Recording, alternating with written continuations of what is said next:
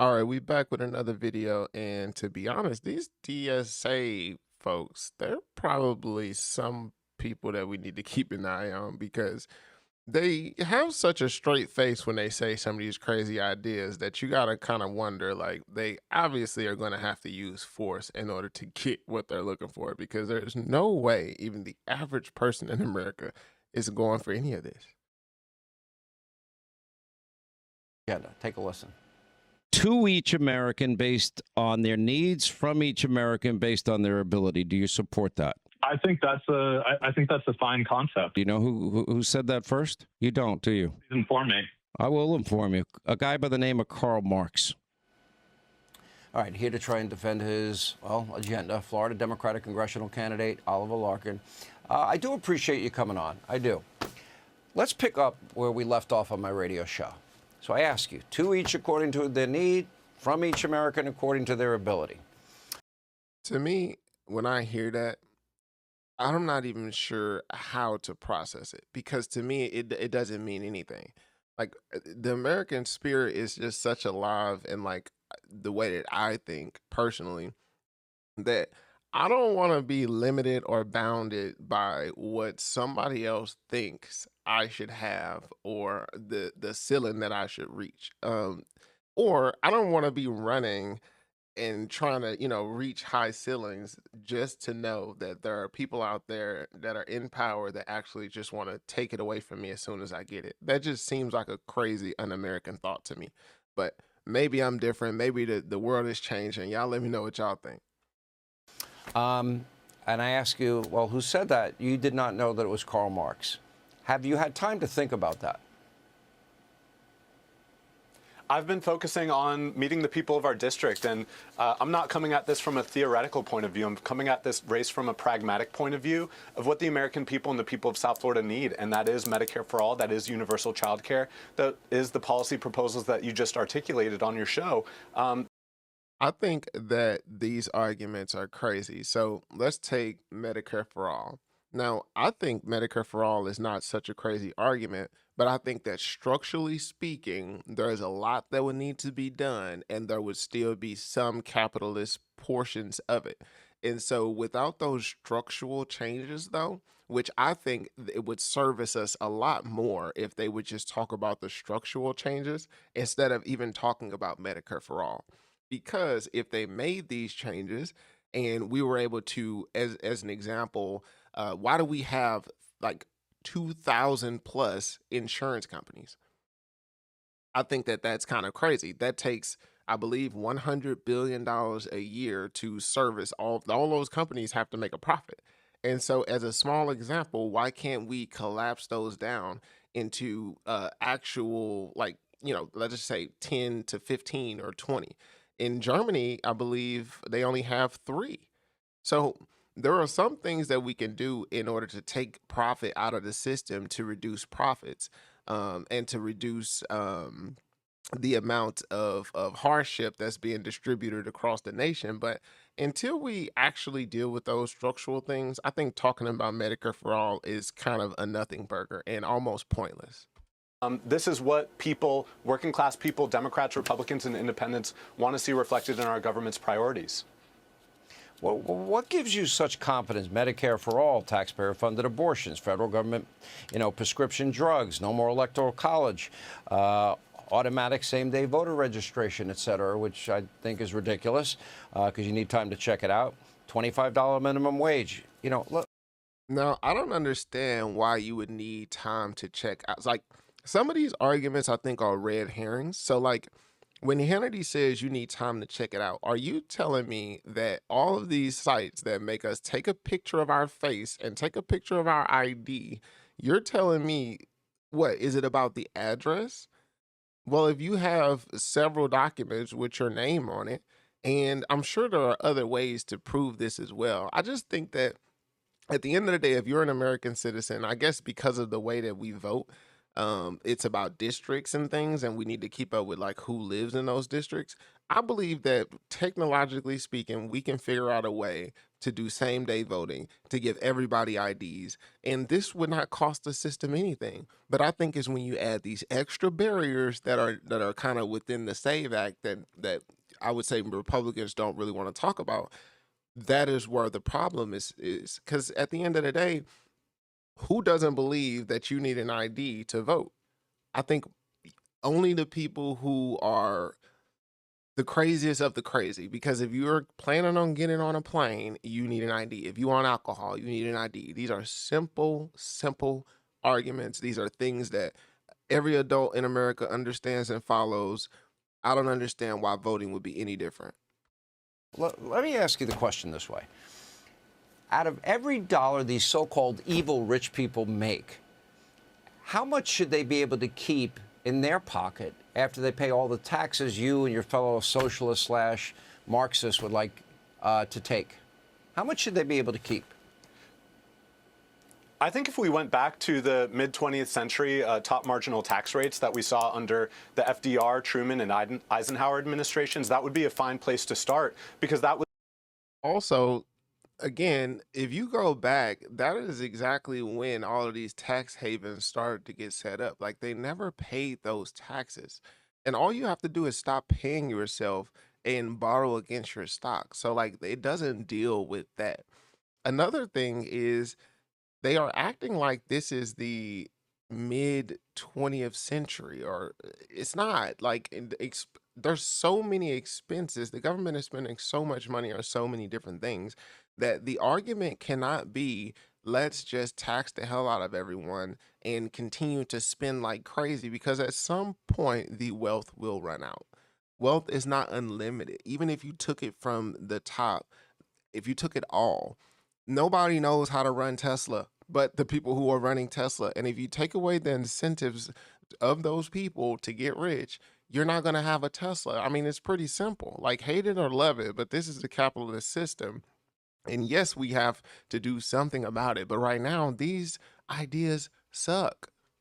that was the golden age of the American middle class, when we were expanding the share of Hold on. wealth So and equity in the country. And You want, well, give me a number. What percentage of every dollar should every American be able to keep after they pay the government, local, state, federal?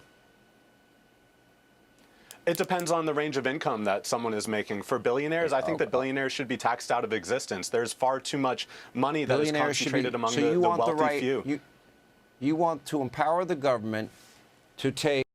I'm not even sure how that would work. Like, again, if a billionaire holds $1 billion in stock, how would that work? If you taxed it away from them, then you would actually be taxing the ownership away. Then where would the ownership go? What would keep our capital formation structures stable?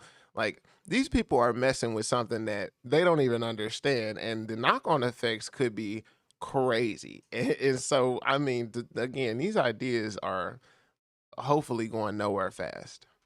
Take from the most creative providers, the most brilliant people in our country. Now, I don't know many billionaires that are self-made that are stupid. Do you? I don't know any. Well, I think that in the case of someone like Elon Musk, he's taken billions of dollars in government subsidies and government handouts to enrich his further wealth, and he then uses that wealth to borrow against He also rescued astronauts that were abandoned by Joe Biden. I'm sure you're grateful for Elon's contribution there, right? I'm grateful for that. I think both of those arguments are poor arguments. It doesn't matter that he saved some astronauts, and it actually doesn't matter that he took billions of dollars in subsidies. At the end of the day, this country needs to be industrialized. We have to build things here, period. And so, whether he took those subsidies or not, what you really have to look at is how much wealth did he create through his companies.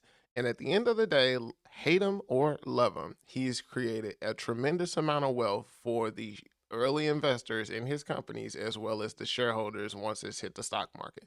And you cannot take that away from him. And anybody who is trying to take that away from him is probably just being disingenuous.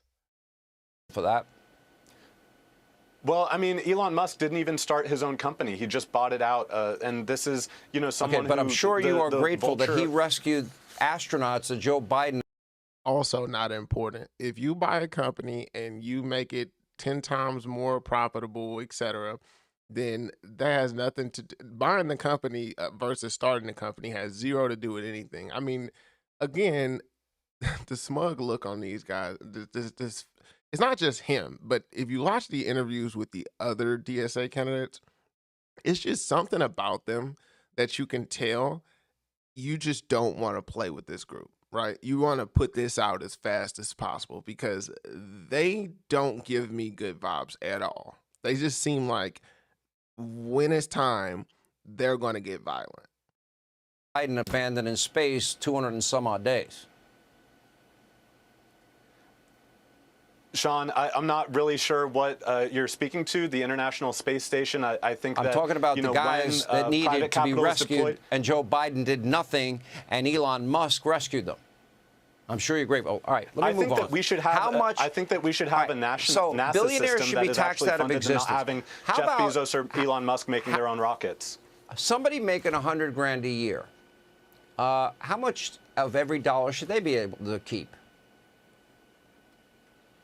I think that the tax rate on most middle-class Americans and Oliver, Sean, give me a number. It's not that easy. How much out of every that dollar nuance should doesn't they be work able well to on keep? cable news, but $100,000. No, $100,000. I don't think that we should be. I think if you get all the way down to $100,000 and raising taxes on the middle class at all, then you're asking for a pure collapse because the middle class cannot take any more. How much of every dollar should they be able to keep? It's a simple question. How much are you willing to let the government take? How much? Give us a number. I want to see a return on our taxpayer investment. We pay Give into us Medicare, a yet number. We don't get to benefit Somebody from Medicare works for all. hard, makes $100,000 a year. Also, not making sense. You want to see a return on your investment. That's different. Again, Medicare for All does not deal with the problems in the cost. It just doesn't deal with it. All it does is expands the cost to an unlimited checkbook. And I don't think that anybody, and that's why I don't like the way that Hannity's arguing with him, because instead of talking about astronauts, why don't you talk about the substance of what he's saying and get into the details?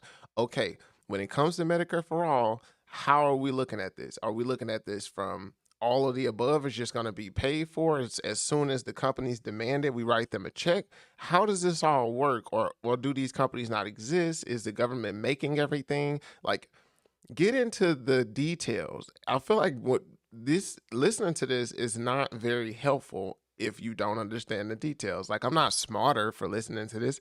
I'm just entertained, if anything, to think that there are people this smug out there in the world who just believes give out all the free things, tax everybody to hell, and everything's going to work itself out.